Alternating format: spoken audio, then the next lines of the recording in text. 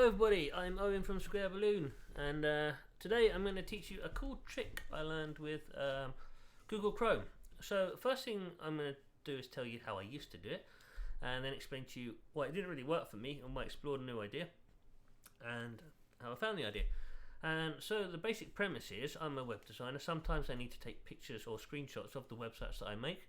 I use them in my portfolio. I do little mock-ups with them on tablets and screens and stuff like that, and I need to take them at different sizes, and so that's why I needed what I need to do. And here's how I've normally achieved it.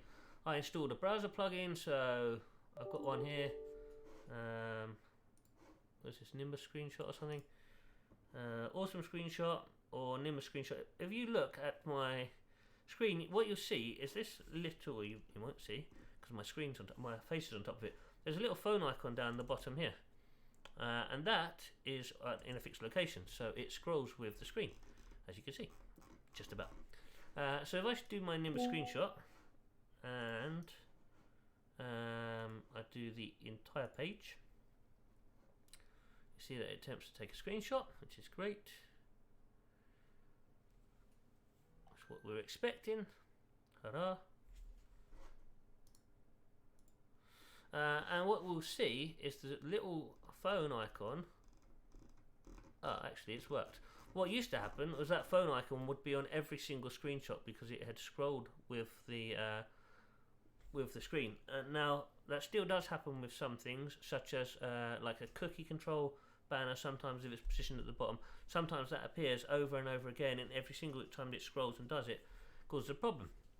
Anyway, the other reason not to have this installed is because sometimes they have tracking software in them, or other reasons why you just wouldn't have them installed, and you don't need to. So if you don't need to, why would you? So back to my original page, what I'll do is I'll inspect element. So you can either right click and go to inspect element, or you can press Ctrl Shift and I. It brings up this screen, and now if you press Ctrl Shift and P, it brings up this screen, and I type in screenshot, and now I'm going to capture a full-size screenshot. Click. It takes a couple of seconds, no biggie. The other one did as well. And now I've got a screenshot, and just to show you what it looks like, it looks pretty good. The phone thing hasn't moved, it hasn't gone all the way down the screen, so I'm pretty happy with the outcome. However, sometimes I also want to take a mobile version. So Control Shift and P brings up my shortcuts, and I'll do screenshot again. And I'll capture a full-size screenshot, and you'll see it flicks to the desktop version for some reason, but fear not, it still works. So I'll show you what that looks like.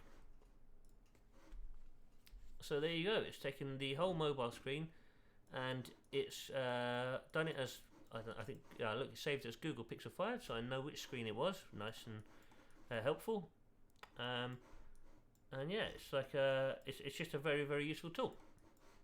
So I have been using it a lot recently to do my portfolio, and I highly recommend it. I think it's way better than having to install a browser plugin. This is in Google Chrome. I don't know if it has it in the other browsers, but I think it's a really cool feature. It's a shame it's hidden away a little bit, but it does a very good job of doing what I needed it to do, and I can remove all the browser plugins, so I don't have to worry about basically people tracking me and stuff like that.